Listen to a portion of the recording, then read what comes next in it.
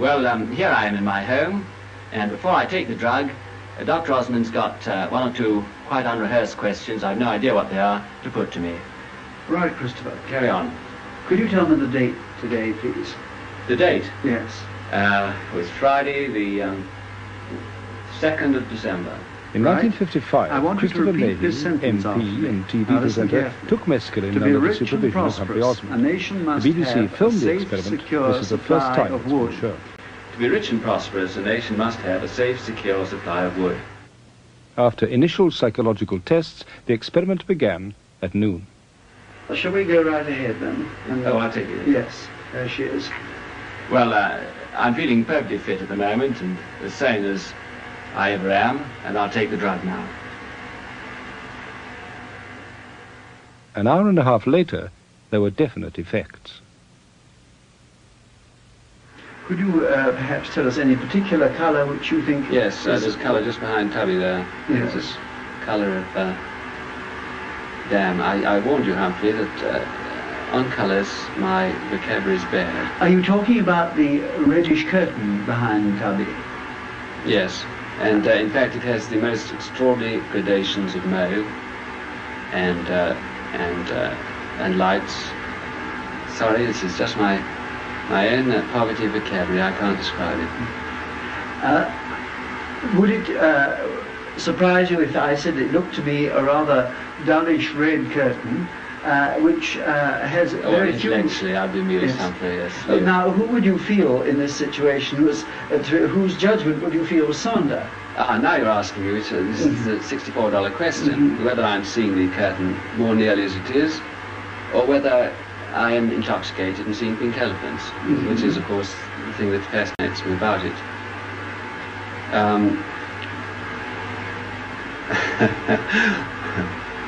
Well, all I can say is it's still a $64 question, Humphrey. I'm looking very hard now, beyond the camera. Today, elevated to the House of Lords, Christopher Leahy watches the film with Humphry Osmond. I quite like the bit about whether it's good evening or good morning. But you also said the thing in the ranch show where it was... Now I'm back using again, and I see that the sentence I meant to say can't be said. I think this is the most interesting thing I've ever done. And I say that after 30 years in which the whole ghastly business, you know, has been depreciated, when drugs have been abused, when this is our major social problem. I mean, I do know all that, and I hope and pray it never helped anybody to experiment with drugs. Nevertheless, the actual experience seems to me to have been profoundly interesting and thought-provoking. The time's now just on 1400, and in the last half hour or so, Christopher has been preoccupied to a very great extent with time, and we've had numerous discussions on this.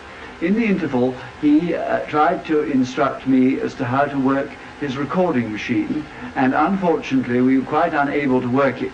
He has also been listening to a certain amount of music. Now I'm going to ask him once more to go over the Babcock sentence that I did, and also to take away 7 from 100. Now, Christopher, would you be prepared to do that for me, please? Well, you've got me at what I would call my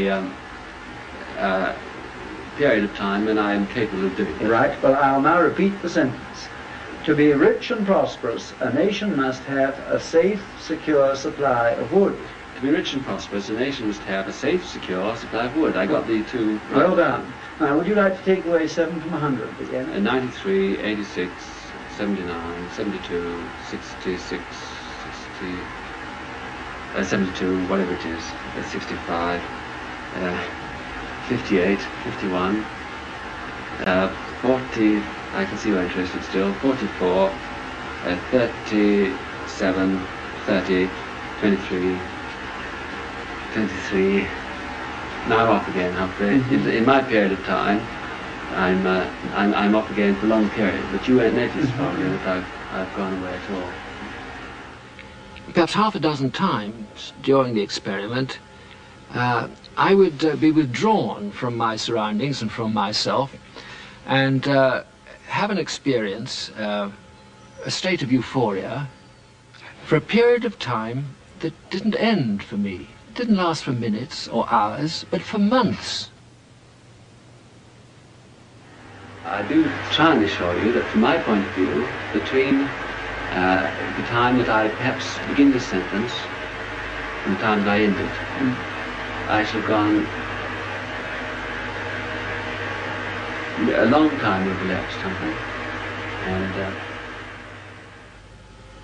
the psychiatrists afterwards, and common sense, they all said, this is nonsense. You couldn't have had these experiences because there was no time, as the film shows, there's no time for you to have them in. And the psychiatrists would speak, and I accept this, that I was simply showing the symptoms of what they call the disintegration of the ego. I accept that too. At the same time, they didn't have the experience. And when I look back, even now, after 30 years, when I remember that after the experiment, I remember that afternoon, not as so many minutes spent in my drawing room, interrupted by these strange excursions in time, but as years and years of heavenly bliss, interrupted by short periods in my drawing room.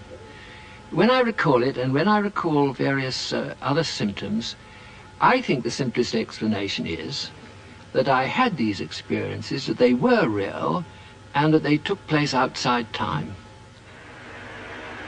I am moving at this moment from one time into another time and back again. And I'm not so conscious, Humphry, of removing myself in space, but I'm extremely conscious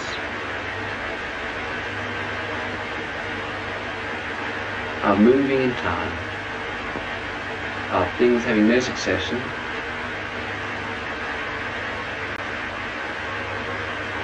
and that there be no absolute time, no absolute space.